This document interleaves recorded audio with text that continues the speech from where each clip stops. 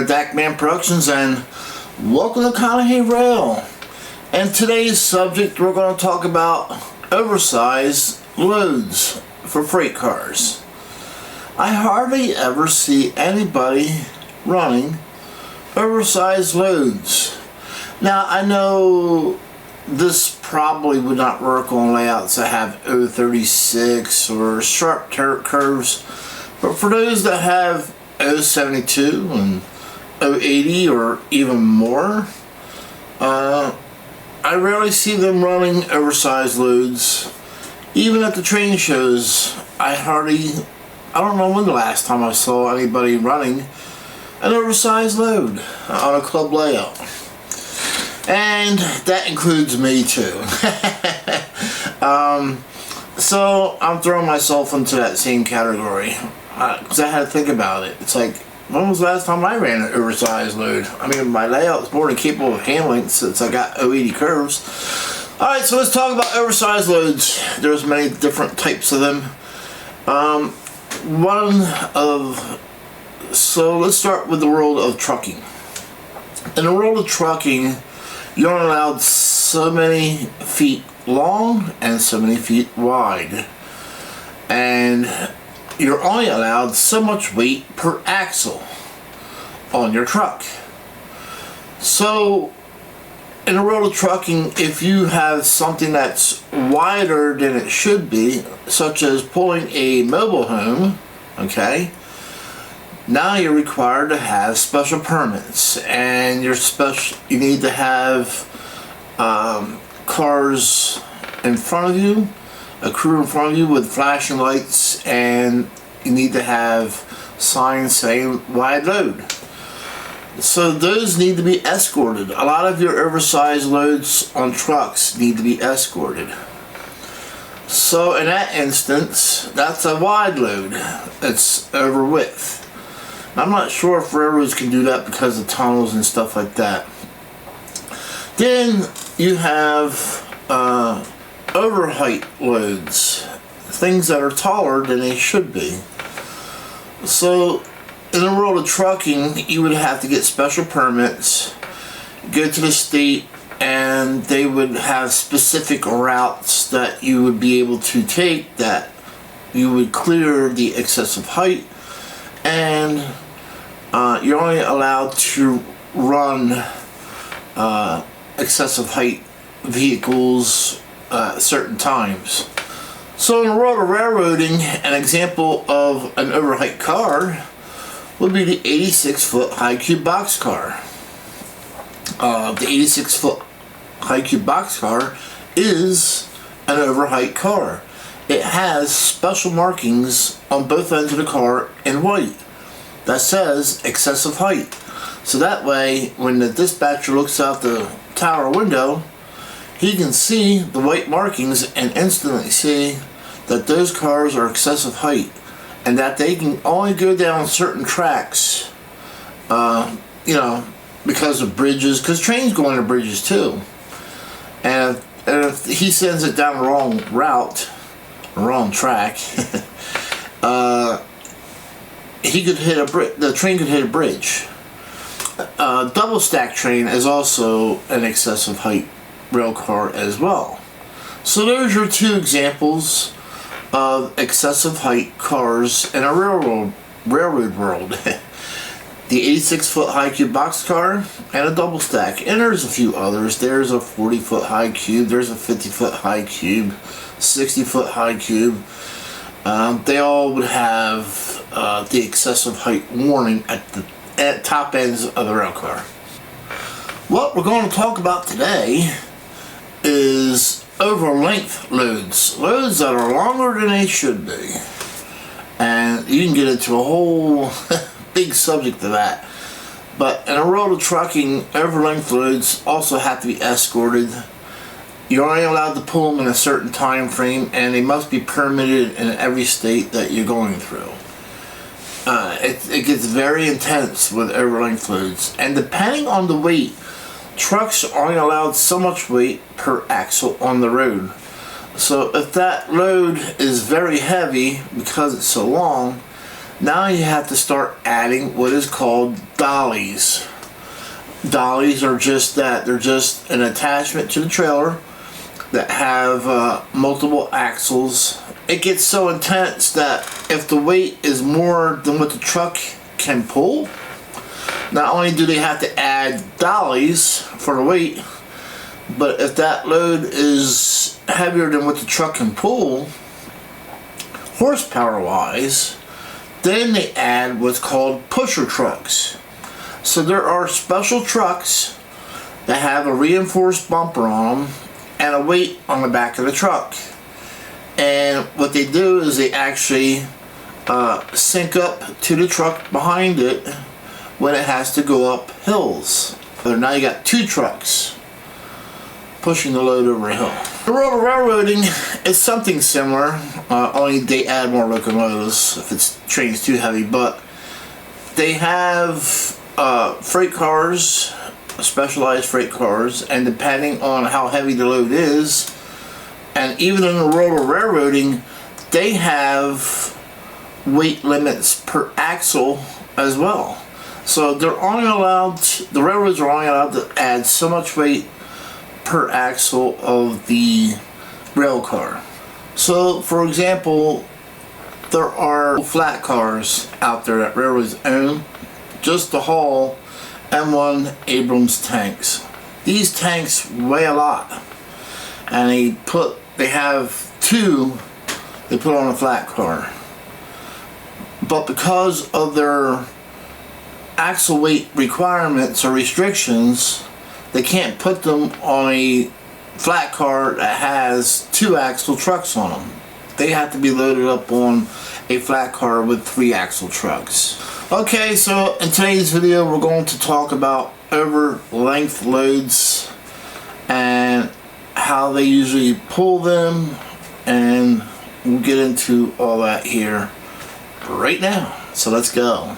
So if you last remembered, we talked about this Pullman Standard PS5 gondola. It's actually a drop-in gondola meant to haul over length loads, and I told you guys that I would show you how that's done. But first, let's go ahead and separate the cars. Alright, so I separated the rail cars. We're going to go ahead and drop the ends down on the gondola. Remember that they fold in and not out so you don't break your brand new PS5 $100 gondola. Because that's how much these things are now. It's $100. Believe it or not, I'll show you what it looks like once it's folded down. There you go.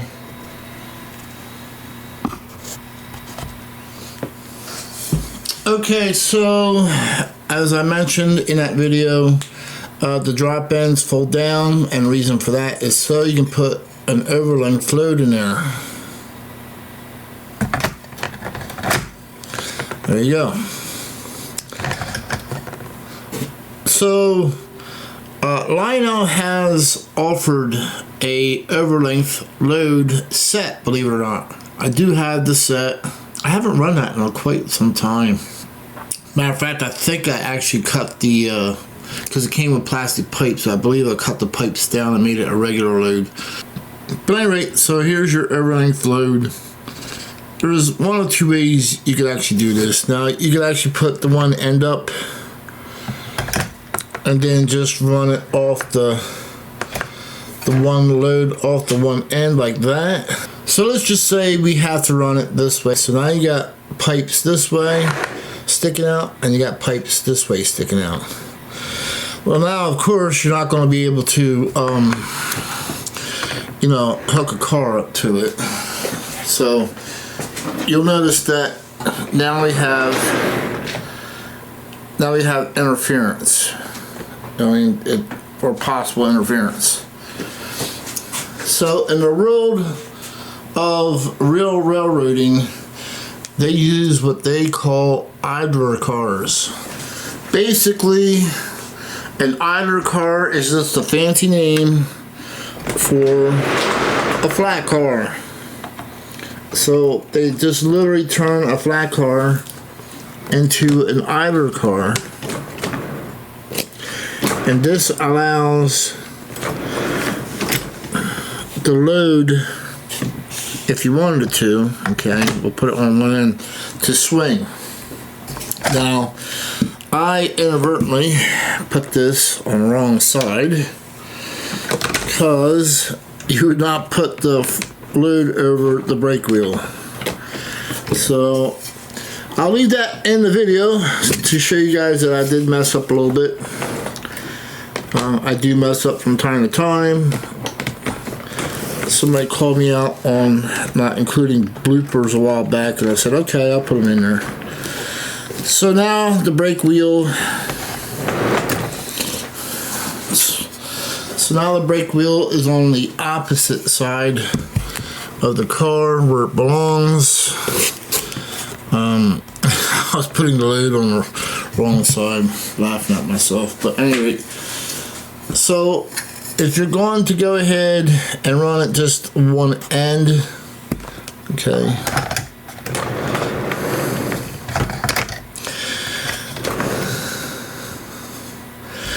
Now you can see why it's called an idler car. So basically the flat car is your spacer between the next car that you're going to couple to. Basically allows you, the idler car allows you to couple to the rest of the train for an overlength load. If you wanted to split this, alright, you just simply add another flat car as an idler car to connect to the rest of the train this way. Alright, so let's put the camera up so you guys can see a little bit better what I'm talking about. So using flat cars just allows the over length load to be coupled to the rest of the train. And they just gave them a fancy name of, instead of flat car, now they're being used as an idler car. Alright, so for this video, I'm just going to go ahead and run it as an overlength on one end of the car. You just have to make sure that you have enough spacing where it doesn't rub the deck of your flat car. So just make sure you put spacers in there or blocks of wood like you would when you're simulating a load. And we'll go ahead and run this overlength car on a train so you can see it in the curves. 2635, and he won't be out of here for an hour and a half, 2 hours. Okay, alrighty. I'll call anyways later on. Okay, thank you.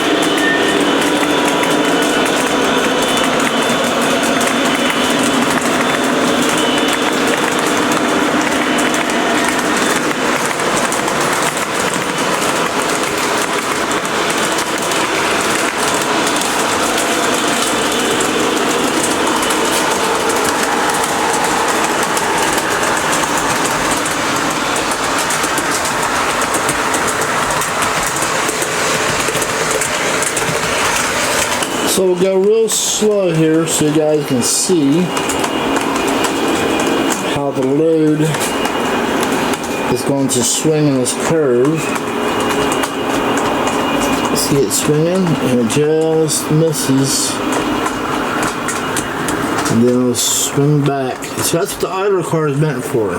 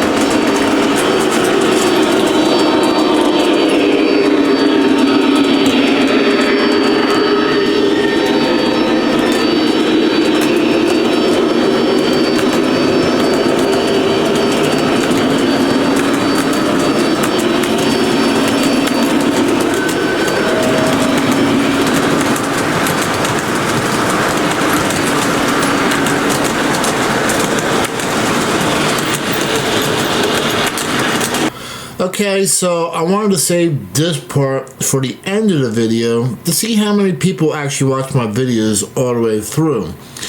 So I ran this load, or this oversized load, as Lionel has presented in her catalog, with the load sticking off to one side.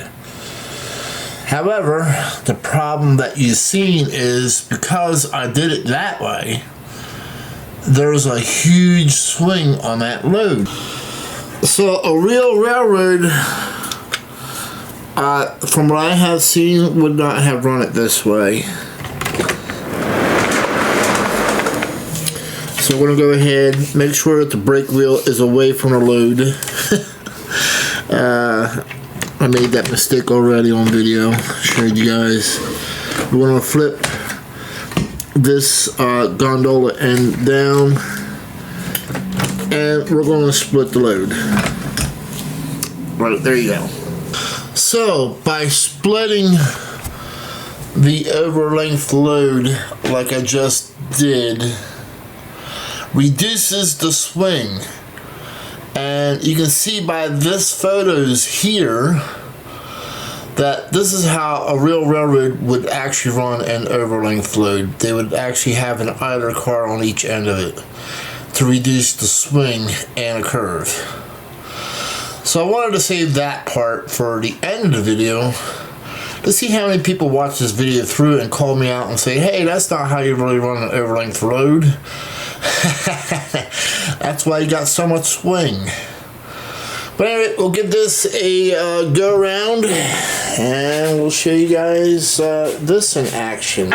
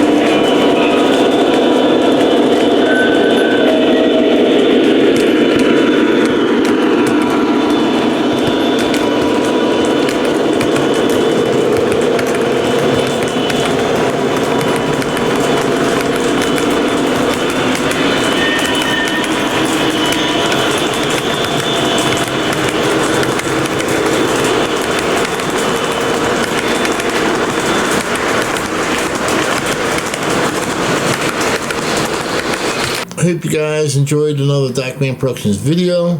Catch you at the next show, next club event. We'll catch you trackside. Goodbye.